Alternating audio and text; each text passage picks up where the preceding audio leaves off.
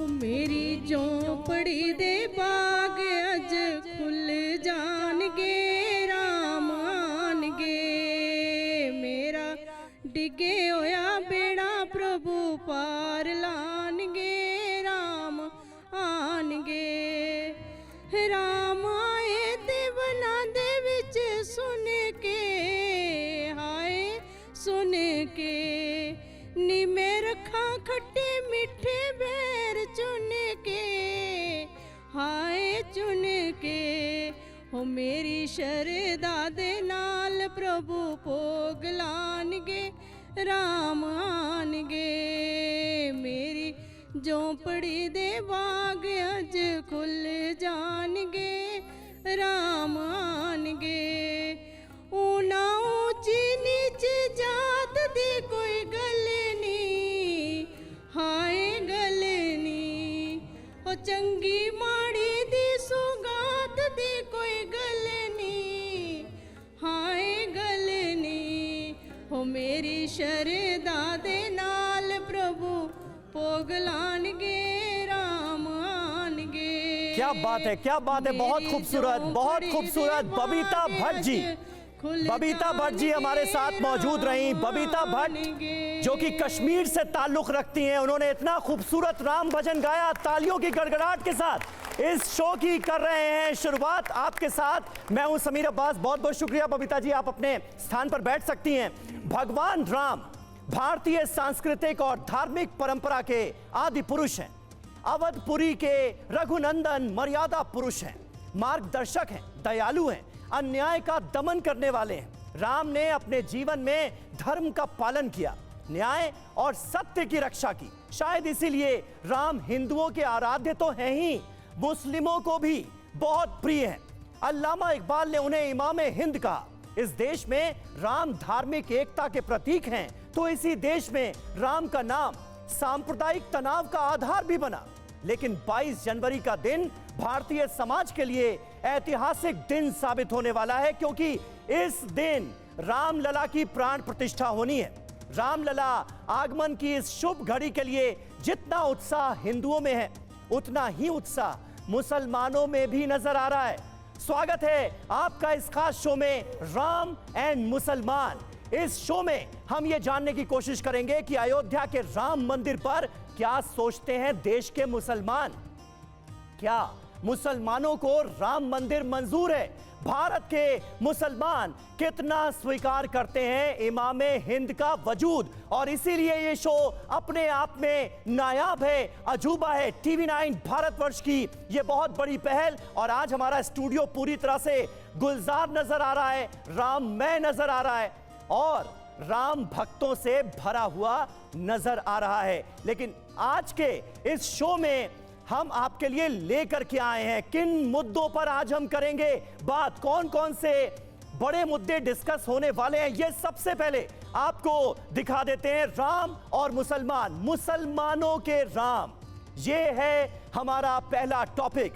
दूसरा टॉपिक राम मंदिर और मुसलमान, यानी राम मंदिर को लेकर हमारे देश के मुसलमानों के मन में क्या चल रहा है। और तीसरा भारतीय संस्कृति और मुसलमान, क्योंकि भारतीय संस्कृति के, हमारी संस्कृति के बड़े वाहक माने जाते हैं भगवान राम, तो उनको लेकर भारत के मुसलमान क्या सोचते हैं। और चौथा टॉपिक जो कि हम छोड़ नहीं सकते थे, मुसलमान और सियासत, मुसलमानों को लेकर जो सियासत होती है, भगवान राम को लेकर जो सियासत हो रही है और राम मंदिर को लेकर जो सियासत हो रही है, उस पर भी हम करेंगे बात। लेकिन सबसे पहले बात होगी कि भगवान राम को लेकर मुसलमान क्या सोचते हैं। तो राम का वजूद सदियों से नहीं बल्कि सहस्र शताब्दियों से मौजूद है और राम के इसी वजूद पर होगी बात। राम भक्ति और रामायण में जितना काम मुगल काल में हुआ उतना पहले कभी नहीं हुआ। यह हैरत अंगेज जानकारी है, लेकिन आपको दे रहे हैं। आपको बताते हैं मुगल काल में कैसे समाज में बढ़ी राम रसायन की महिमा। ये सबसे पहले आपको बता दें, मुगल काल में देखिए राम पर कितना काम हुआ। अकबर, सम्राट अकबर 1542 से 1605 तक इसका शासन रहा। राम दरबार के सोने चांदी के सिक्के अकबर ने चलवाए। सिक्कों में अरबी भाषा में लिखा था राम सिया। पहली बार रामायण का फारसी भाषा में अनुवाद हुआ तो कब हुआ? सम्राट अकबर के काल में। इसके बाद आ जाइए आप, मुगल काल को ही हम आगे कंटिन्यू कर रहे हैं। जहांगीर का शासनकाल 1569 से 1627 तक का। इसमें क्या हुआ? फारसी में रामायण के 2 प्रमुख अनुवाद हुए जहांगीर के शासनकाल में। आप सोचिए, रामायण का अनुवाद फारसी में। इसके बाद शाहजहां का काल 1592 से 1666, रामायण फौजी के नाम से फारसी अनुवाद किया गया। इसके बाद दारा शिकोह का काल 1615 से 1659 तक का, रामायण का एक दुर्लभ फारसी अनुवाद इसी काल में कराया गया। तो मुगलों को लेकर बहुत सारी बातें होती हैं, लेकिन मुगलों ने यह भी कराया, ये शायद आपको आज पता चला होगा। तो यह भी हमें इल्म होना चाहिए ऐसे वक्त में जब हम बात कर रहे हैं भगवान राम और मुसलमान उन्हें लेकर क्या सोचते हैं इसकी। हमारे साथ इस वक्त कई खास मेहमान मौजूद हैं। हमारे व्यूअर्स तो हमारे साथ आज स्टूडियो में हैं ही, लेकिन कुछ खास मेहमान हमारे साथ इस वक्त मौजूद हैं। एक एक करके मैं उनका रुख करूंगा, लेकिन मुफ्ती शमून कासमी साहब जो कि चेयरमैन हैं उत्तराखंड मदरसा एजुकेशन बोर्ड के, सबसे पहले मुफ्ती साहब, शुरुआत आज आपसे ही। ऐसे वक्त में जब राम मंदिर की प्राण प्रतिष्ठा होने जा रही है, मुसलमान राम को कैसे देखते हैं? भगवान राम की जो सूरत है वो देश के मुसलमानों के मन में कैसी है? सबसे पहले इसी से मुझे लगता है आप शुरुआत कर दें, तो फिर हम अपने शो को आगे बढ़ाते हैं। मर्यादा पुरुषोत्तम श्री राम एक साधारण व्यक्ति नहीं है, ये साधारण उनकी हस्ती नहीं है।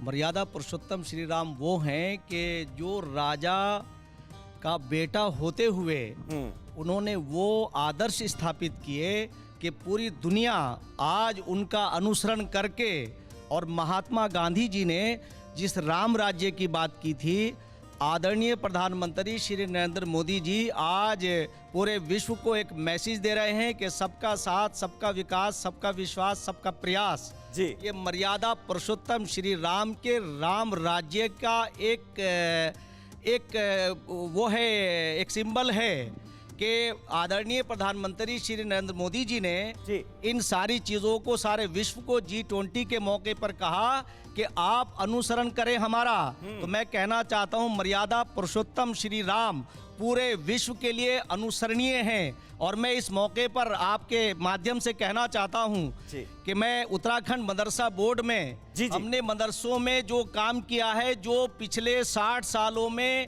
कांग्रेस ने और अन्य पार्टियों ने मुसलमानों को खौफजदा किया। सियासत पर हम आएंगे, सियासत पर आएंगे मुफ्ती शमून साहब। पूरी बात जो खौफजदा किया आदरणीय प्रधानमंत्री और हमारे मुख्यमंत्री श्री पुष्कर सिंह धामी जी, हम उन्हें मुख्य धारा से जोड़ेंगे। और उस षड्यंत्र के अंदर जो आदरणीय प्रधानमंत्री जी ने कहा था कि छल में छेद करेंगे, आज भारत का मुसलमान आदरणीय छेद पर आगे बात जरूर होगी, लेकिन जब ऐसे वक्त में कहा जा रहा है कि राम आएंगे तो सबके राम आएंगे, मुफ्ती साहब ने ये बहुत अच्छा मैसेज दिया है, न सिर्फ हिंदुओं के बल्कि मुसलमानों के भी राम आएंगे, ये उम्मीद की जानी चाहिए। और इस वक्त एक बहुत ही खास मेहमान हमें ज्वाइन करने जा रहे हैं जो तारुफ के मोहताज नहीं है। देश के पूर्व केंद्रीय मंत्री मुख्तार अब्बास नकवी साहब, जो कि मोदी सरकार में माइनॉरिटी अफेयर्स मिनिस्टर रहे, वो इस वक्त TV9 भारतवर्ष पर हमें ज्वाइन करें। तालियों की गड़गड़ाहट के साथ स्वागत किया जाना चाहिए मुख्तार अब्बास नकवी साहब। स्वागत है TV9 भारतवर्ष के स्टूडियो में। तो मुख्तार अब्बास नकवी साहब, जिनके तमाम बयानात आज भी आप देख रहे हैं भगवान राम को लेकर, राम मंदिर को लेकर, वो हमारे साथ जुड़ रहे हैं।